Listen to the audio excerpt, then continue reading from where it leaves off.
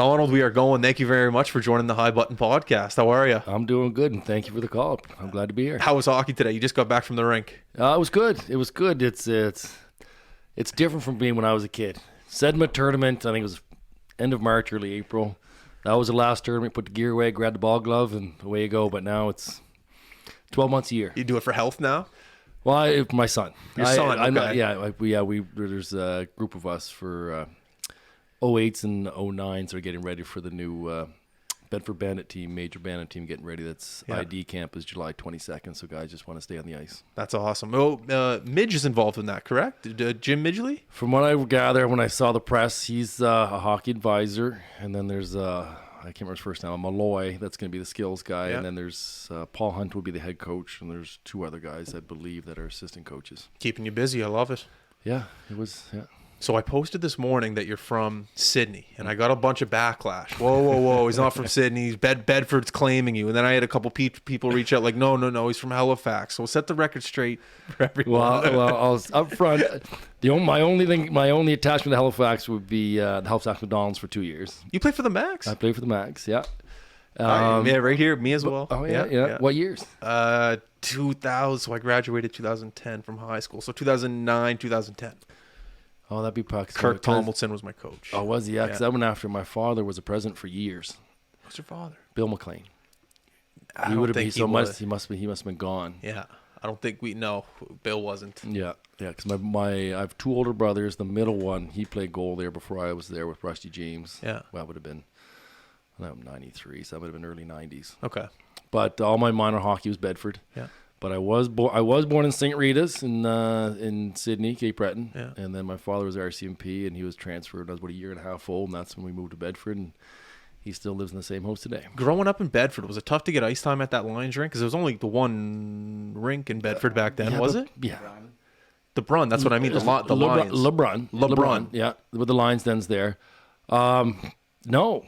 It wasn't? Bedford, well, like you look at Bedford now. West Bedford didn't exist. All those houses and apartments along the Bedford Highway didn't exist. Bedford is what it was when I grew up. Today it's a whole different place. Okay. But we had one rink, and the funny part was we got to know the rink staff well enough that if no one was on the ice, they let us go on. Like I remember the LeBrun had fencing instead of plexiglass. It had a John Deere tractor with the old school, I don't even know what you call it. Just a cloth. Yeah. And it was like literally, it was a John Deere painted yellow, I believe. And it was old school. And then to go through, now I play beer league with my brother and some old ex-CPA guys. And we play there Saturday nights. And I love it there. It's like my church. It's a great rink. I love it. I didn't realize how small it was, but I love the place. Do you ever get stuck in the winter going up the hill?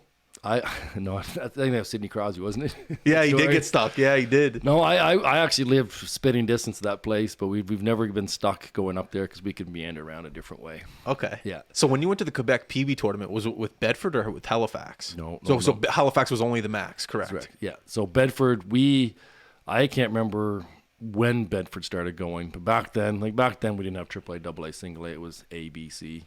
So the PWA team in Bedford would go every year. And then when I went through, we went 2 years in a row. Did you go as the Mooseheads? Nope. Back then, oh God, Mooseheads first year was my first year of junior, which had been 94, 95. So they didn't exist when I went. Where's Beauport? Beauport. Where is that? Beauport Harfangs, which is now the Quebec Ramparts, is pretty much, makes sense. Yeah, pretty much would be Bedford, Halifax. Quebec Ramparts, they're downtown Quebec City. Beauport is a suburb of Quebec City, and that's where I played my first year junior in the rink. And I just remember because that's I went there speaking English and it was pure French, and 1,736 people was filled to the brim. That was the rink. Centre Marcel Bedard. I love. Oh, it wasn't Pepsi. No. This was it was probably a little bit bigger than LeBron. But it was unbelievable. I thought it was I thought I went from pro. I went from room 1 at LeBron, and then the next 2 years, The next 2 years, the Max had that. I don't know if you know the Forum where they had that. The Max used to have that room down in the back. You go down a few stairs. Yeah, where Dow's room is now, kind of. I know. I don't know where Dow is, but it was. I remember it was. It's underneath. Yeah, no. Yeah, and so then I played 2 years Max, and then I went to Beauport. I thought it was unbelievable. You had the rink, and then you literally had the dressing room next to it. Almost like a pro dressing, a weight room, all the carpeting, you had all the tape, everything. But then to get to the rink, you literally had to go downstairs, go underground, and come back upstairs into the rink. I thought it was like, this is unbelievable. That's unbelievable. That is unbelievable. I thought it was. So when you were at the Quebec Pee Wee tournament, did you play in that same rink? No. In the Quebec tournament would have been the old Coliseum. The Pepsi Coliseum. Well, no, this is old. This is what the Nordiques played. Yeah, that was it. I thought they called it the Pepsi. Oh, it might have been called the Pepsi. Yeah, the old one. The old one. Yeah, the one they play in now is the new one. Correct. I didn't know what it was called. I just called it the Coliseum back then. Yeah, it's called the Is it? because I remember I pulled up and it just had a big thing of Pepsi, and I'm like, why does it say Pepsi? It's the Pepsi Coliseum, but that's the one. Okay. Yeah. Yeah. And it was unbelievable. Those are and back then it's unfortunate because my son just played Pee Wee AAA in Bedford for 2 years, and due to COVID, they weren't then able to go. So it was like too bad because it was such a great experience when I look back on it. But it was different back then too. We didn't stay in the hotel back then. 2 players would bill it with a local family, and it was pretty cool. The first time, was that your first time ever billeting? I'm assuming it was. Oh no, like back then, like even playing Adam and Pee Wee and stuff. Like we go to PEI or different tournaments. We not all the time, but it happened enough where we got used. Even a major midget when we went to the TELUS Cup last year, or actually back then it was called the Air Canada Cup. Derek Pike and I were and we billeted. What? Yeah, we didn't stay in the hotel with the team. Like that was. But nowadays, liability, you can't do that nowadays. It is true. It's no parent's going to send their kid with a stranger for a week. I only did it once, and it was at the Quebec Pee Wee tournament, and the people I billeted with owned a McDonald's. And we went to the McDonald's almost at breakfast, lunch, and dinner. It was the best experience of my life. I sit here in front of you as a 30-year-old man, and that Quebec Pee Wee tournament was to this day, not to this day, but arguably one of the best weeks of my life. I'm signing autographs as a kid. I'm eating McDonald's every day. I'm playing in front of 5,000 people. Oh, it was crazy. Oh, yeah, I know. It was awesome. Yeah, it was an experience. It was like I remember just the crowd in the rink. You're trading pins. The pins. You're trying to meet some girls. You kind of not, but you're there. You're skiing. Like it's an experience. We should shut up if your son's listening. I don't want him to get jealous here. But no, that's great. So coming from the East Coast and then going to Quebec, I always talk to guys that are trailblazers, I guess you could say, in the Quebec Major Junior Hockey League. Because like you just said, there's not a lot of guys that are from here that go and play in the Q. Back then, I was the last year where you could pick at all 3 leagues. So why did you choose? Well, I was when I was 15, 16, Kamloops players reached out. I'll be up front, it was just too far for me to go at 16. It was just hindsight. They won a few cups, but going East Coast to West Coast, that was just a bit. I wasn't ready for that mentally. And then it was just a coin toss. I was already drafted by Beauport at that point. They'd reached out. I've gone for a visit. So it was a little bit of familiarity, and probably in the end it was just a little bit closer, but it was. So I ended up choosing that way. But I could have opted into the OHL draft and gone wherever. Did you fit in right away with the Quebec culture, or was it tough as the English kid? It was Beauport. They ended up taking. I don't know if it was for my purposes or they just recognized it was French. It was done in French, and they made sure they had a few English guys like. Brad Hartland was there, Derek Walser, and there's another guy from Montreal, Nick Spicucci. There's 4 of us that were English. So we kind of banded together. We lived together near in the same area for billets. But it was hard. I won't lie to you, it was hard, but I am glad I went through it. It was very, like back then, there's no Google Translate. It was a French-English dictionary. The family I live with didn't speak a word of English. The French you learn in school is not the same as dressing room. But I'd say within pretty much. But I would say within 3 or 4 months, like everything, you figure shit out, and I was probably bilingual in a couple months. No. Yeah, it was pretty nuts. Like I was actually thinking in French at one point. Wow. And I could get along in French, but then once you turn pro, it's all done in English, and then over time, I've kind of lost it. But it was hard. It really was. Like there was times I wanted to walk away and say fuck it, but I'm glad I stuck it out and ended up in Hull my last year winning World Cup. So. You jumped the gun. I was gonna. Oh, sorry about that. Sorry. Okay. Anyways, well, let's go. Should we even bring up Laval? You were there for. I was there. I was there. So I played my first full year in Beauport. It said 2 years on Hockey DB. It did. I full year, but there's some shit that went on. And anyways, I played one game and then got traded. Okay. And then I went to Laval, which was finally I got thrust into. They're a really bad team, but I got thrust into an opportunity to play a lot, and I succeeded. I scored a lot of goals, and then mid December, I can't remember the exact date. I wasn't liking it there, but I was having a good season. Team was terrible. I wanted to play for the Mooseheads. That's what I wanted to do. I wanted to play in the Metro Center back then. I thought that was like the Cadillac. So that would have been their third year in the league? That would have been their second year, because my first year would have been their first year. So they had a big buzz that second, huge buzz. Well, in Beauport, my first year, we beat them in the quarters or the semis. I can't remember. And they had a good team. Like Giguère was there, Cassivi was there. They had an extra 20-year-old. Like they had Etienne Drapeau played well. Like they took us to 7, I think it was, and we were ranked in the top 10 in the country. Wow. We had a good team. Was Paul Mason on the team with you in Hull? Who? Paul Mason? No. Luc Robitaille? No. Gretzky owned that team, didn't he, for a bit? When I got through, but that was before me. When I went through, he might have been part owner when I went through, but Charlie Henry really ran the show in Hull. My dad played for Hull. Oh, did he? Yeah, played with Robitaille. Stopped a 2-on-1 against Lemieux when Lemieux played for Laval. Oh wow! Hall of, that's his, he's in the. Yeah. Would Bossy been in the league around there? Or is that no? He wasn't there. No. That would have been intense. My dad had his retirement speech the other day, and he brought it up. He that had nothing to do with his career. He's a diver, but he had a crowd. He's like, I stopped the 2-on-1 Lemieux. See, Lemieux was my guy. I grew up watching Lemieux. Pittsburgh was my team. Yeah. And then I just what he did with the puck was just. I know Gretzky has the accolades and all in the records, but Lemieux was something special. So the Mem Cup just happened. Mm-hmm. Pretty incredible, and you won the Mem Cup. Yeah. Talk about what some of those kids are experiencing right now as you went to go see that tournament and experienced it and went with it. Well, we same but different. We hosted it in Hall. Oh, you hosted it. Cool. We hosted as well. It's a process. When you know you're hosting it, it's like there were a couple years ago. There was a group that came down and did some interviews, and they went through the whole season. They interviewed myself, Christian Bronsard, Claude Julien, and our captain Steve Lowe, and they kind of chronicled the whole process throughout the year and the finals.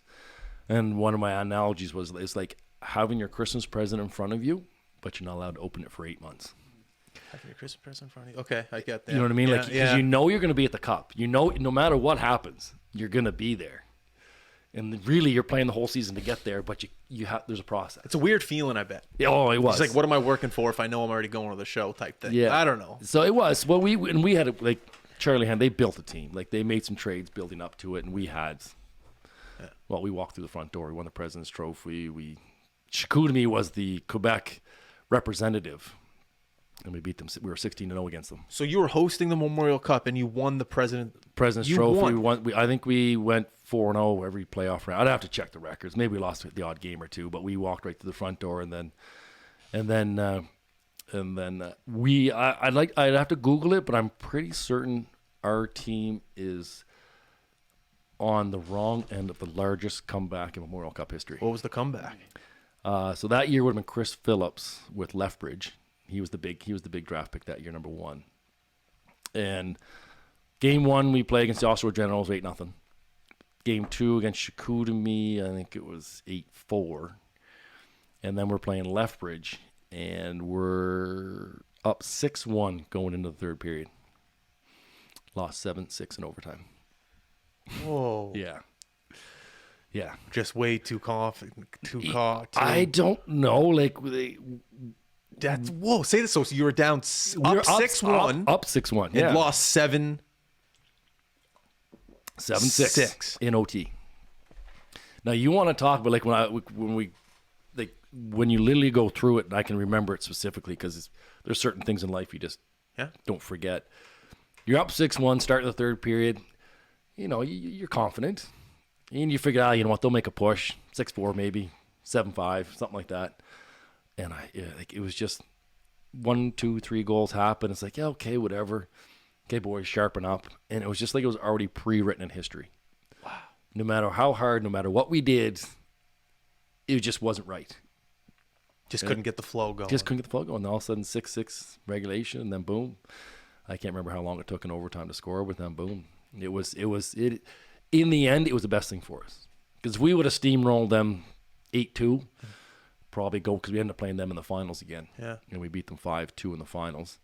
And scored 2 goals, game winner. I always say that about the World Juniors. Like, whenever Canada loses in the World Juniors, I'm pumped. Like, thank God they lost, because they can't just win every game, and they can't be too confident. You got to lose a little bit to win. It does, and it really did. It shook us. Like, we were, as a group, stayed away from our billets in a hotel. They did a great job, but we had to have some serious team meetings, and it was kind of like we were shocked. We were shell-shocked, but I think it was good when it came down to game day for finals. We were like, okay, we have to respect these guys. We gotta give them everything, and it worked out. Do you still have your ring? Oh yeah, should have brought it. I didn't even think about it. Yeah, it would have made, because you had yesterday. I don't know. I know. That's right. It's great for the Sea Dogs. It's great for them. Yeah, there's a lot. Sorry, keep going. No, go ahead. Though there's a lot of I don't want to say controversy. There's a lot of conversations going on Twitter right now. How people from Ontario are upset that the Sea Dogs won, where they lost in the first round.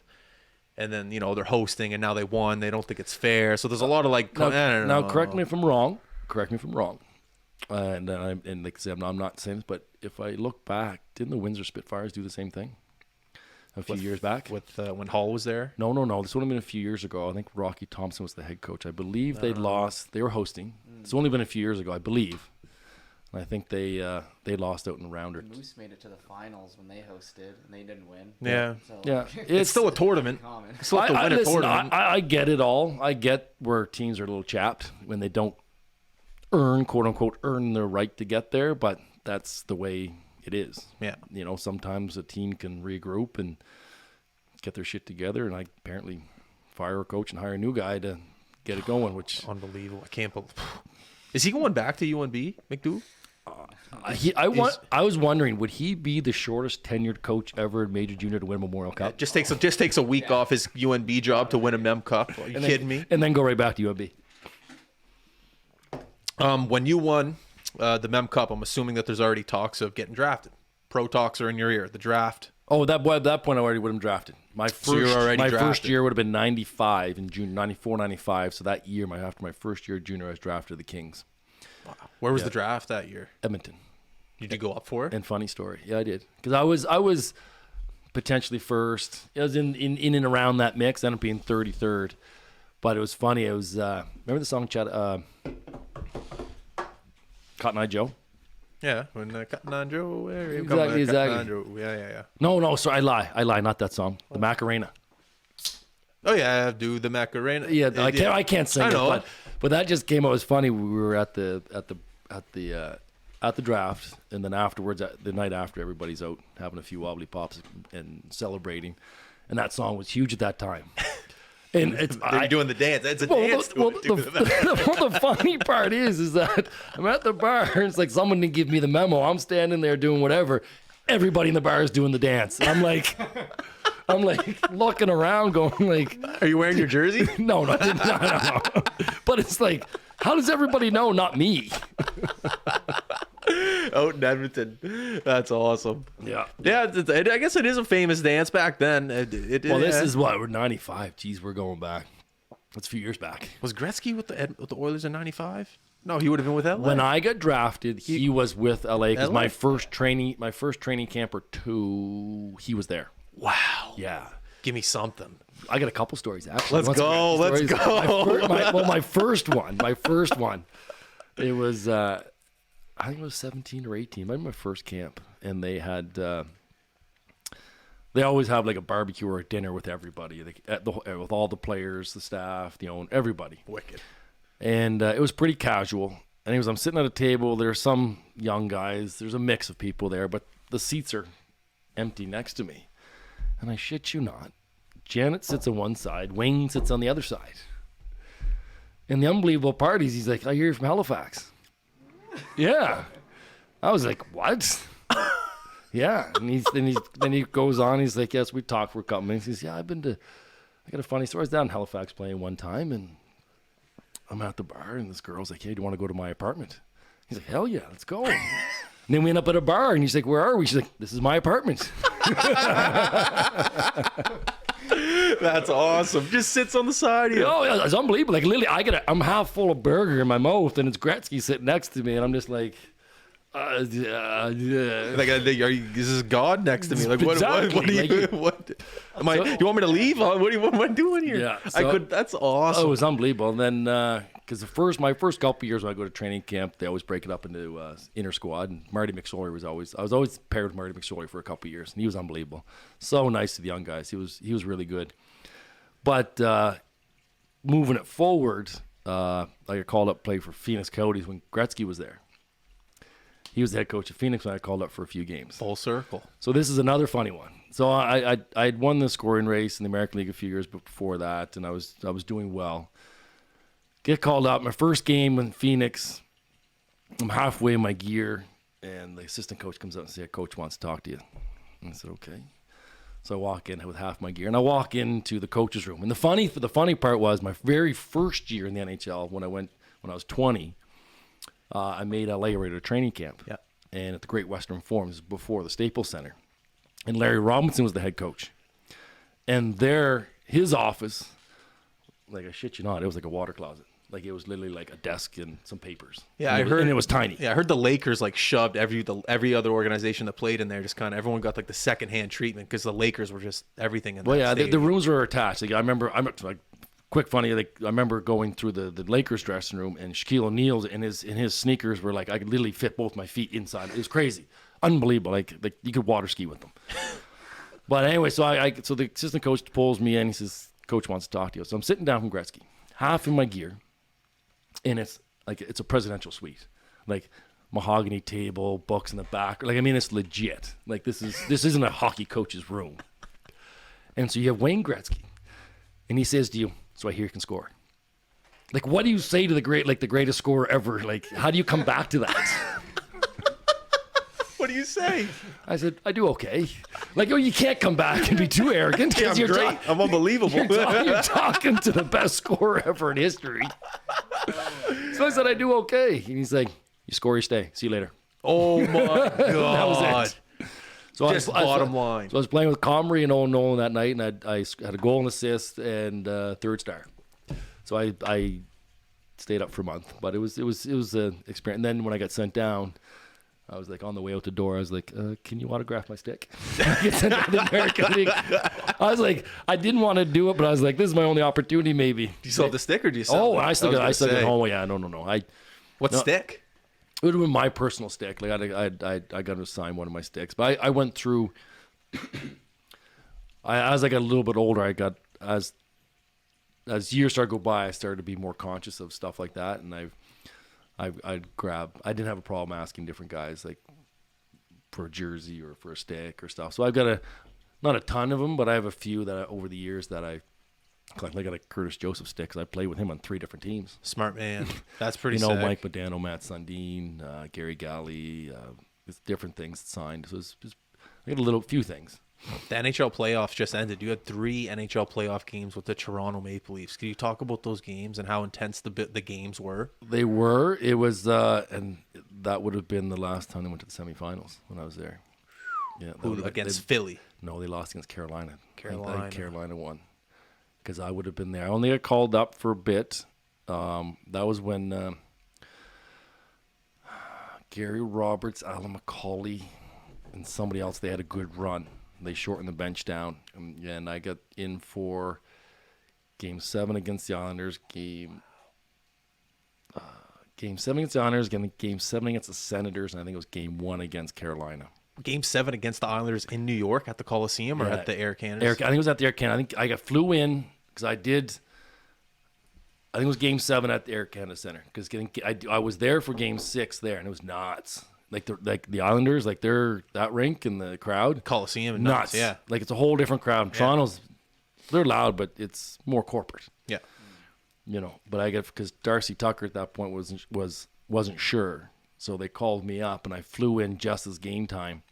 And funny story again, I was flying in, so I was in St. John's where the farm team was. Now it's in Toronto, but it was in St. John's when I was there. I'm sure you have some stories from St. John's, by the way. Oh God, that's we'll get to that in a minute. That might be after hours. Yeah. But so I flew out of St. John's to Toronto, but I missed the connector just because of the time. It was just too fast.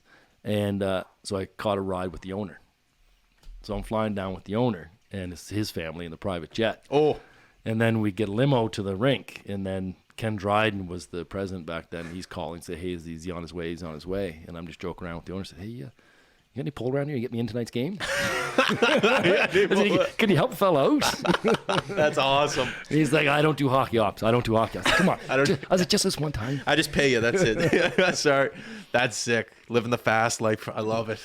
Yeah, no, it was up and down with the American League and all over North America and Europe. It was a ride. Did you have a family during your whole pro side? Did you have the kids? Like, I married my junior high / high school sweetheart. I think it was my 5th. I would have been 25. I think it was when we started dating, but within I think 18 months or 12 months we were engaged and then married shortly after. So pretty much from 25 on, yeah, I had a wife, and then was she down for the she the traveled lifestyle? around. Yeah, she was. Yeah. It was hard because I was around. Like if you look at my hockey DB or whatever, I traveled. Yeah. I didn't unpack my suitcase. But she probably knew that going into it. You know, it's we have some great fond memories, and like I say, it wasn't all peaches and cream, but that's life. Yeah. And we've got, I should say, a lot of experiences. And then after a few years, we had our son who's now 13, and then a few years later, our daughter who's now 10. My son was born in Sweden when I was playing there, and then my daughter was just in the off season, so she's in Halifax. So it was good. It was good. yeah. And living over Europe I would recommend anybody get a chance if they can live in Europe for a little bit. That was a ride. A lot of guys that are from here that play pro hockey in Europe come on the podcast, and they have unique experiences with it, but like you just said, no regrets. Like the fans are different. They're more like soccer fans. They say that they treat you a little bit different, but at the end of the day, it's just a cultural experience that none of them are regretting. Oh, like it's how do I say it? Like just the life and the culture, it's just so different. They're chill. There's things you can do over in Europe that you just can't do in North America. They're just like much more relaxed. Can you give me an example of something you can do over there? Well, for example, like in some places, like they have their transportation, like the tram and the train and stuff is great. So we usually lived in the cities, so you go get your tram ticket instead of taking a car. You go to the kiosk, and you get a beer or two, and you could have a beer on the train or whatever, or sitting downtown somewhere and you have a beer. You know, the traditions. Yeah.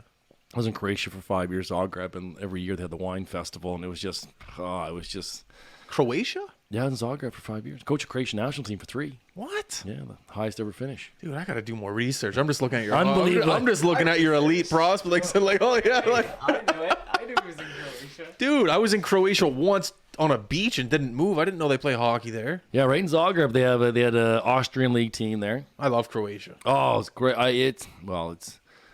It was the first time in my life where I got to experience things that were non-commercialized. There wasn't a mall every time you turn your head. There wasn't a billboard. It was just mom and pop pizza shops. That's what I experienced. Yeah, no, it's really good to experience. They get it's relatively inexpensive compared to the big touristy cities in Europe. It's I went to Split. yeah, Split. Yeah, they along the coast there. Yeah, we were there for 5 years. We traveled all around, and it had its moments, but I enjoyed. I had fond memories of it. Did you know when you were a player that you could translate into a coach?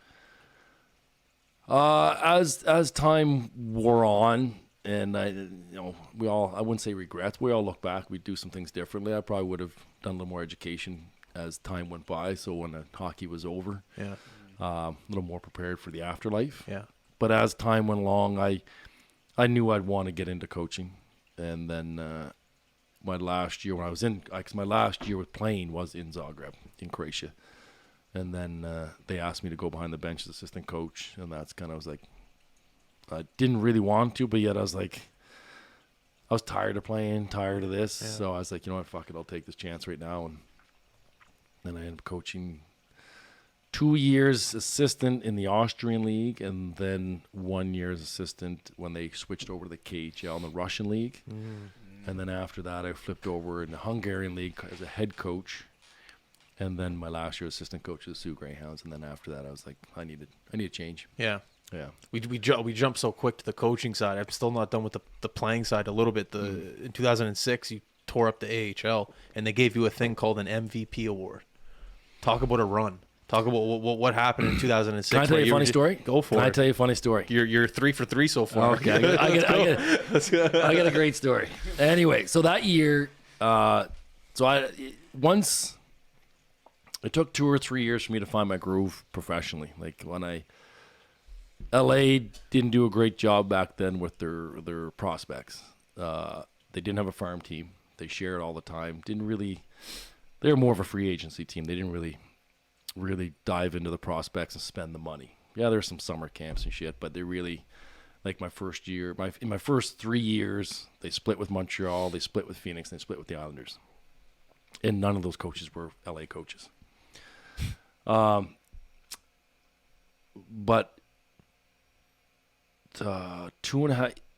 midway through my third year, I was traded from LA's organization to Toronto.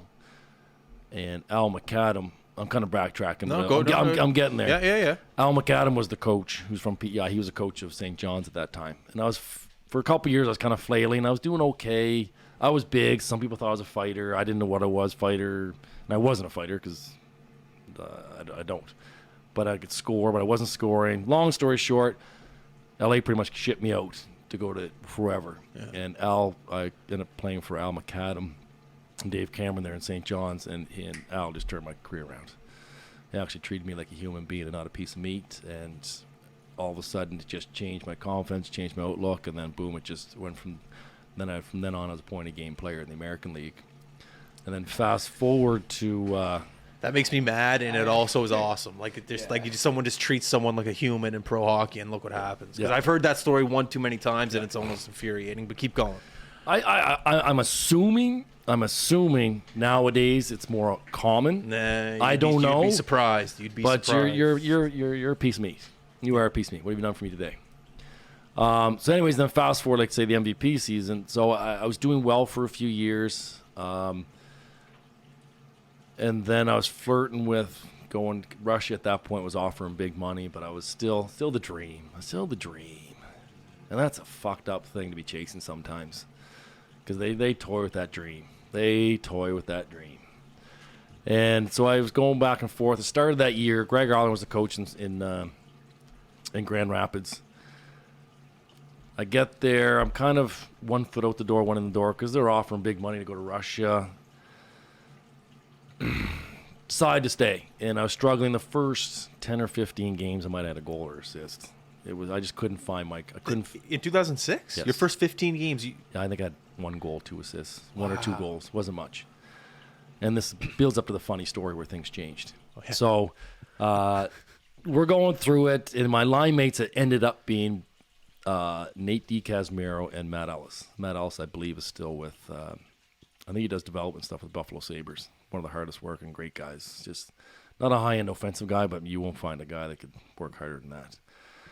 And after a while, like, because you had Yuri Hudler, who ended up winning the cup, Thomas Kopecky, Valtteri Filppula. You know, we had a star at that point, star-studded. Didn't know it at that time, but there's a few guys that did well. Kyle Quincy, Jimmy Howard. You know, but they're all young guys.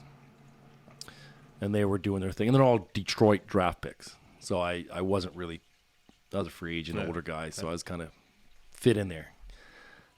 And anyways, through all the struggles, talking with Decaz and Matty Ellis, we finally approached Greg Ireland and said, can you put us together? You know? And then we played a game in Toronto against the Marlies in Toronto, and one of my best friends lives in Toronto. So whenever I was going through Toronto or Hamilton, he would always come watch. We grew up right around the corner from me. And long story short, after the game, we went out and just got fucking lit up. Just went out to the bar and just got twisted. Probably too often. But anyways. Big city living. Anyway, so the really funny part was, and this is where it all changed. So we go to the we go to the bars, whatever, and my roommate's doing whatever, and he must have been from Toronto, so I had a spare bed in the hotel. We get lit right up, come back to the hotel. We're flying out at, I don't know, 5:30 in the morning. We're doing commercial. We play in Manitoba. We play the Manitoba Moose the next night. Oh, you got a winter jacket on you? Oh, it's great. That place is good to me, though. So, anyways, we get back to the hotel, and I get to bed, wake up, get my shit on, and I get, anyways, I go to leave. He sat down to take his shoes off, and then he literally goes.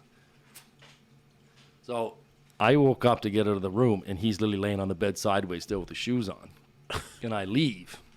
Play that night against the Manitoba Moose, and I score a hat trick. And from that game on, I scored 53 goals in 56 games. So we still joke about it today. He's like, I couldn't work a fucking remote control, and you go score a hat trick in pro hockey. Whoa. Yeah, like we still joke about it. That's like hot tub time machine stuff. Like everything just changes around you, and then boom, you're in a different like universe. It was like it literally. I don't know what it was, but I think that might have been also the first night Decaz and Matty Ellis and I were together. But it just that night I scored a hat trick, and it just went whoosh. And then I think that would have been mid November. No, not that late. Early November.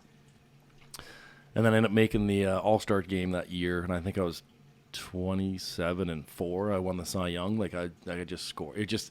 I could shoot from anywhere, and a fucking puck just went in. It was unbelievable. It's just one of those years where the stars aligned, and it was just Whoa. my line mates and I, we just hit it right. It was unbelievable. And then things went really well that year, and then I was honored with the MVP. My only frustration out of that was it was weird because I got called up at the end of the year for 3 games, and you work that hard for something like that, and then I was up, and then they presented it to Matty Ellis, who accepted on my behalf because I was up in Detroit for the last 3 games. Like, you couldn't wait till first playoff game. Yeah. But either way, it is what it is. It's one of my personal. I never did win I was unfortunate, never won a Calder Cup.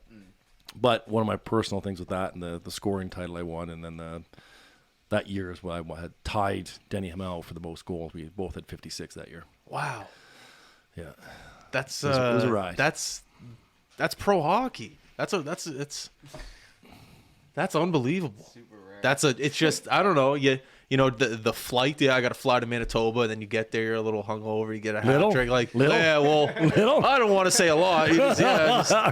It's but 20 years ago. I I can't remember. that's incredible. That's awesome. Oh yeah, my buddy Brian Collins is up there. I said we every now and then we chit chat. We don't talk as free from use, but we every now and then it'll come up. We just howl. What a We just story. howl because he's just like I don't know. He's like I couldn't move, and you're playing pro hockey and scoring a hat trick. And you probably couldn't explain it. Something probably just took over, like your like killer instincts. You know, it's just like something like just. Something just clicked. Yeah. Like, and it is. I don't know. Like, like, there's been a few years in my career where just things you can't explain it. You're just in this right mental space, right physically, and shit just flows.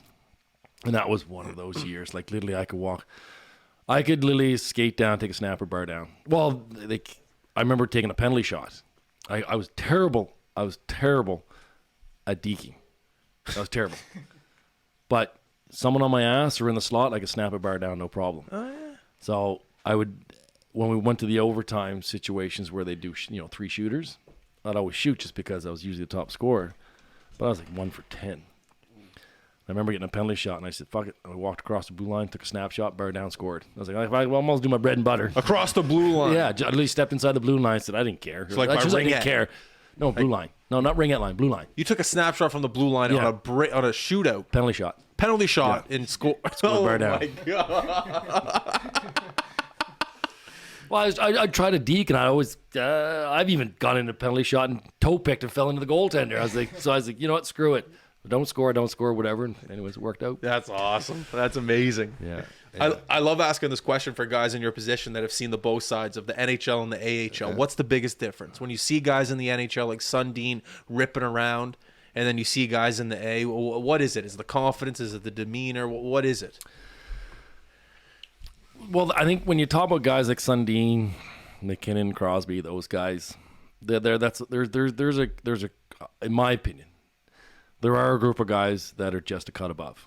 There are a group of guys that are just a cut above.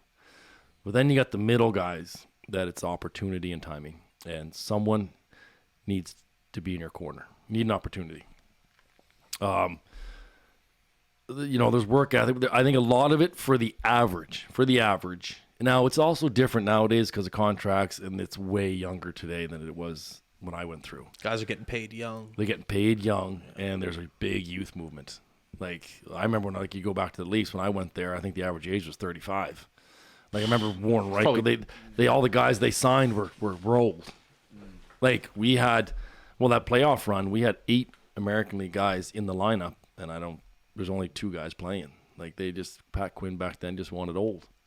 Shane Corson, Warren Reichel, Gary Roberts, guys like that. But now there's a much more geared towards youth. And I believe also nowadays too, there's a big investment into the youth. They draft a guy, they're going to spend every penny they can to see where it goes. Look at Colorado. Yeah. Look at the young guys they had in that lineup. Yeah. So it's I think a lot of it is, because everybody's working hard, everybody's skilled, everybody's this. It's timing, and someone's got to be in your corner for the average guy. That's a great answer. For the average guy, the Crosbys, they're going to fucking make the key. They're going to make it no matter what. The McKinnons and the Marchands and those guys. But for the average guy, it's timing, right place, and a guy's got to be in your corner to give you that extra look. It's a great answer. I've heard the answer of there's guys that are there that are full-time NHLers and they deserve to be there and everything, but there's a huge difference between guys like you're saying, but not Crosby, McKinnon. Those guys aren't even human. Let's just pretend those guys aren't. Exactly, But I've heard answers of there's guys that are there in the NHL that are so much better than that average group that you're talking about that do end up playing 800 games in the NHL. But the guys that are there and make a difference, I've heard there's a huge, huge difference. You just don't notice. Yeah. I that's what I've heard. Well, before. The work ethic for the top echelon, the dedicated guys. Yes. They live and breathe it. Like a guy like Joe Thornton, for example. Like, there's a passion. The Yzermans, like when I grew up, like the Yzermans, the Coffees, the Gretzky, there is a next level passion. Next level, and the extra stuff they do away from the rink gets them to that. They want to do it. They're working out all that time, 13 months a year. They're doing all that stuff. They're going to get there. But the average guy that goes through, I like a lot of it's timing. I really do. The average, like I'm talking like a guy that's going to play, 200 to 500 games, not the 1,000 gamer guy, but just get a career in there for a few years. It's a guy gets hurt, you get called up, boom, you pop in 2 goals, and all of a sudden, boom, that coach likes you. And then, I'm going to give this guy an opportunity for 6 months, and then you run with it. Now, once you get that opportunity, you got to run with it still. Mm-hmm. But yeah, it's hard to disagree with you. That's absolutely it. So when I went through it, I couldn't get shittier luck than I could have, because I won the scoring race with St. John's, and then I have a training injury, and then I hurt my neck, and I missed the full season. You see, you got a skate. No, I was training doing chin-ups, and I herniated a disc in my neck. So I won the scoring race, signed with Columbus. Thought I was hopefully going to make that jump, and then missed the whole entire season. So then it took me another year to get back, and then I started to get back into it, and then the lockout happens. And it's like 2005, 2006. Now you're 28, 29, and now you're. What's the common thing we say then? Prospects, suspects, reject. Yeah. So you're a prospect for a bit, then you're suspect, then you're a reject once you get to a certain point. Yeah. And then that's then once you're not wanted in the American League, you got to go somewhere else. Then you flip over to Europe. Did you find it fun playing in St. John's? I loved it. Yeah. It wasn't a distraction. I ended up. So I go over, going back to it. So I play for Al McAdam plus a friend of mine, Terry Ryan. I play with him my first year pro. Him and I actually have the same birth date, same year, January 14th, 1977. Did you ever get to go to his house? Oh, God, yes. That famous basement? Oh, geez, I've talked to Cena. I've been down there having beers with them. I wrote, so growing up, minor sports, we'd play against each other in Atlantics or in different tournaments. Knew him, but didn't. And then our first year pro, he's drafted by Montreal and by LA. We share. So Michel Terrin is our coach in Fredericton. We played at Freddie Beach. So I played the first half year in LA, and then I got sent down there. So he's there, so we play there together. And then 3 years later, he's playing for St. John's. That's when I get traded to St. John's. How does a guy like Terry Ryan play pro hockey in Newfoundland? Like how? He had a mix of scoring, and he could put it back in shelf and he could punch you out. Like I think his first year in the American League, I think he had 20 goals, 200 pims. Wow. But he was the size he is today. He was that in Pee Wee when he was 13. Like I remember playing against him in the Atlantics it would have been New Brunswick, and he'd walk across the red line and bar down. Like it was just he was men amongst boys back then. Wow. And then he went out west, and he obviously scored 50 goals, I think 2 years in a row in junior, and he could fight, and he was a good player. He was. I believe it. And a great human being too. We had a lot of good times together. Yep. He came on this podcast, and it was one of the best podcasts we've ever had because I didn't say a word. Yeah. I sat there and listened. Oh, like it was unbelievable. He's got just like his dad. He's got the gift of gab. He get in the stories. I couldn't be like oh my, I couldn't even imagine the stories. And what's like the things he's doing now since he stopped playing hockey, like acting and this and that, and he's on the show Shoresy. Like it's just crazy what he's killing it. Yeah, he is. He's taken his God-given gift that isn't hockey, his personality, and he's just running with it. He is. Oh no, there's guys that need a few beers to get relaxed and comfortable. He's just the same way. He's just how he is. Yeah. 100%. Yeah, but I've been downstairs with Senior. Yeah, I've heard but he loves his Beatles, and he can tell the stories, and it's good times. The video that Spit and Chicklets did when Biz went down there are just unbelievable. Yeah. It looked like a great time. Yeah, it you ever get a chance, a great experience. The old man, he's funny. Yeah, I bet. Yeah. Did you think it was an advantage playing in Newfoundland? Because when other teams came from away, they obviously want to hit George Street, and they, I don't know, a little banged up. Did you it's almost like Vegas now. It's hard. Newfoundland and Vegas, hard to compare. But. It was not. Well, I don't know if I compare, but I get what you're saying though. I loved it. It. Really, it was for me. It was what I needed at that time. In what sense? Mentally is what I needed. Al Macadam. It was a mini version of Halifax, down home-ish. I could just mentally decompress. It was out of the way a little bit, and it was a bit of soul searching too in what I wanted to do. Because that year earlier on, Bruce Boudreau was the head coach in in Lowell. Oh yeah, Bruce Boudreau. And that was my third year of my first 3-year deal. And I blew my knee out, and I was out for like 12 weeks, 11 weeks. I got back. I would have been home for Christmas because I was still injured. So early January I would have been back playing. And I was on the verge of just quitting, just packing it in. Just hating life, and just really wasn't finding the success I wanted.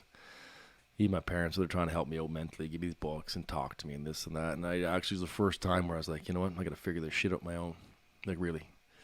So I went to Bruce. Once I got healthy and got back, and went to the coach, Bruce Boudreau, and I said, listen, this is the end of my contract. I said, give me 10 games. That's all I'm asking. Give me 10 games, play me. And at the end of those 10 games, assess how I did. And if I played like shit, I'll sit and won't say a word. But just give me 10 games, please. You went to him like a man. Yep. No, and finally I said, I hummed and hawed and trying to figure out what I was going to do and this and that. And finally I just, like everybody has those moments in life where it's in your face and you're just like, what's the future? And sometimes you got to take the bull by the horn. So I went to him. I had a meeting in his office, and I just said, listen, this is the situation. I said, give me 10 games. And sure enough, so after those 10 games, I was top scorer, top plus minus, everything like that. Game 11 was healthy scratch. and then I was traded. Kind of went the other way on me, but in the end, it was the best thing. But kind of went the other way on me. He did hold. He gave me the 10 games. I'll give him that. He gave me the 10 games. But game 11 was healthy. Game 11, I was healthy. Yeah. Wow. Then another funny story. I remember getting one punched, and I wasn't a fighter. He was coaching. And what was the guy's name? Tough defenseman for the Oilers, but he's in the American League. I want to say Ferg. I can't remember what it was. Anyways, he was a lefty.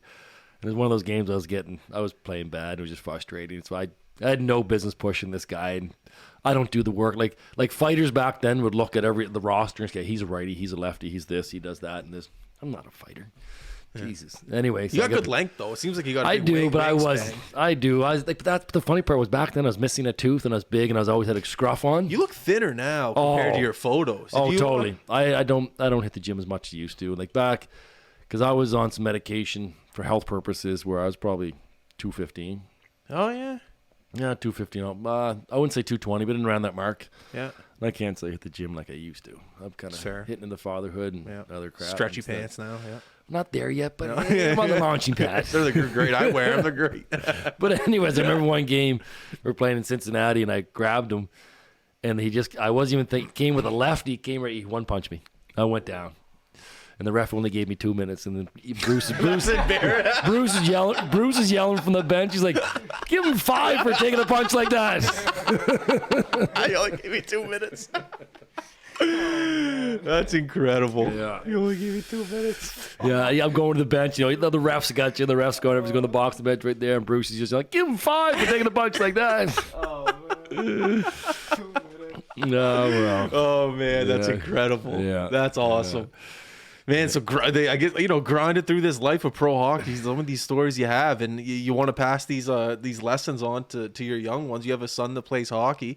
You must feel like you have a life full of lessons to be able to pass on a hockey life full of lessons. I do, and I probably can be a little intense at times because he's a good little player. So but yeah, we've had conversations at the house and the drive and the rink, and there's just talk about the whole process on the ice, the mental side, what you have to do if you want to be those guys. And he's 13. We'll see if he listens. Yeah, we'll see if he listens. If he, as time goes by, if he cares, he listens. Yeah, that's hockey. Yep.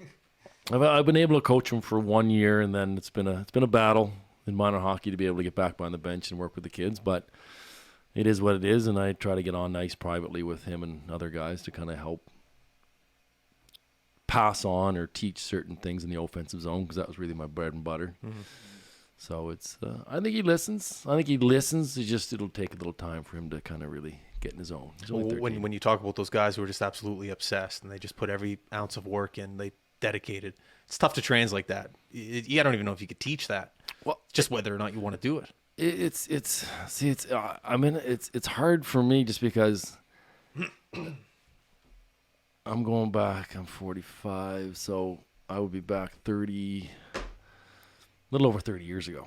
And like I said in the beginning, it's like hockey season was hockey season. There's no spring hockey, very little summer hockey. Training wasn't as big back then as it was. And Jesus, jumping. The kids nowadays are training at 10 years old and they're on the ice 14 months a year. It's just, it's bonkers. It is bonkers. Like it's in my mind, it's wrong, but it is what it is. Like kids are just, they're forced to, now there's nothing wrong with a kid who just wants to play hockey, but play ball, play soccer, play golf, do some things. You shouldn't be forced to specialize at such a young age, but unfortunately that's the society we're in nowadays. Yeah, I don't agree with it either. I don't. I wish. You got to answer it. No, I don't. No. Yeah, hello. I'm kind of busy right now. Two phones. Look at this guy. Businessman over here. Right. The good phone, the bad phone. But it would never happen. But I would love to see the government step in and mandate shoulder seasons like back in the day, so you could actually have athletes. Like a guy can play ball, hockey, and football or lacrosse, something like that. But I became a better hockey player because I played lacrosse in the summer. I couldn't wait for hockey in September because I was playing lacrosse all summer. See what I think it's great. I had my son in lacrosse for a little bit a couple years ago, and I was trying to talk to the guys. Like their season is right at spring hockey season now. Which really a lot of parents nowadays take spring hockey more serious and regular than winter hockey. Oh, yeah? Oh, it's nuts. Spring hockey's nuts. You spend the same amount or more in 2 months than you do in 8 months. Ooh. It's crazy. It's an eye-opener. Yeah. But ideally they push it to a little further because I think lacrosse would be a tremendous compliment to a hockey player. there. It is. Yeah. Cardio. Yes. Oh, like, talk about cardio. Oh, like unbelievable. Like when my son would come off, like he'd be leaking like a tap. Versus hockey, yeah, you get a little brow sweat, but lacrosse was physical, competitive, and you were fatigued. Yeah, and it tests your mental strength. Getting slashed on the shoulder by 4 guys while you have to put a ball in the net, it can. And then you go to hockey camp in September, and a guy's hitting you. You're like, hey, what the fuck was that? Yeah. It toughens you up. And cardio. I remember going into camp, and we're doing the beep test, and I'm laughing. All right, let's do it. It's nothing. I don't know. I really enjoy the sport. It translated well. I never played, but I can definitely see how. Have you been to a Thunderbirds game? I way back when I was Black Ace, when they had the Toronto Rock when they played in the old Garden. Oh, the NLL, yeah. Okay, I sorry, went to a few games and it was sold out and it was nuts. Yeah, it was wicked. pretty intense. Yeah. Pretty intense. Yeah. Well, we got to get you back on here. I got to run. You got to We're run. at an hour. Well, how much time are we at? 59 minutes. 59. Gee, that's pretty guess. You've done this, but you've done this before, haven't you? Who's calling you? Oh, Jeez. can we get one more story from you, and then a little bit of advice for that kid that wants to play pro hockey, and then we'll wrap it up. I can throw you some key words to make you bring back a story. I'm trying to think of a story that's Detroit. Gretzky's always a go-to. We got Sundin. Not everyone talks We about got Gretzky. Newfoundland. We got Croatia. We got. oh god, I'm trying to think because Take your time. I've got some stories, but it's just trying to think of a good. I got the good. draft, Mem Cup, Hull. Like going to Quebec. Well, okay. Well, we'll go to the theme. We'll go to the theme with the Mem Cup. Okay, We'll go with the theme with I the like Mem that. Cup. I like that. Just because St. John just won last night, so it was actually more the celebration afterwards because you have this build up, and I remember Claude Julien was the head coach at the time, and before the game, we had us in tears. Like it was I can't remember exactly what the speech was, but he had Tina Turner, "Simply the Best," was playing. Yeah, and we actually were in the dressing room, and we put our jerseys on one at a time, like one player, because it was the last time we'll put these jerseys on, and like the whole dressing room is in tears Before the game. before the game. You know, Like you not know. like tears, like good Yeah, tears, just- but it was just emotional, and we go out there and we just eat nails, and we win 5-2, and then at the end of the game after the cell, obviously you go bonkers and this and that, and I remember just at the end of it would end up being Claude and I having a beer at the end of it and just reminiscing. It was pretty cool. Really? Yeah, it was pretty. I love cool. those moments. Yeah, That's it was. great. It was like everybody was gone. It was just him and I left in the dressing room and just chilling for a little bit. And I don't remember exactly what we talked about, but I just remember it was him and I at the end. It was pretty cool. Wow. Yeah. I wonder if you went to him now, if you'd remember that. He's got a lot of fond memories. I'm sure he's coached a long time in the NHL. You're fighting back tears, though, and you're back then. I don't Yeah. know. I think he would. I think he'd remember it. Unique. Yeah, That's a very unique thing. It is cool. Like, and then he was, it was a big privilege. Like, he obviously now what he's done in the NHL and stuff like that. He honored me with being an assistant captain of the team that year, so it was pretty good.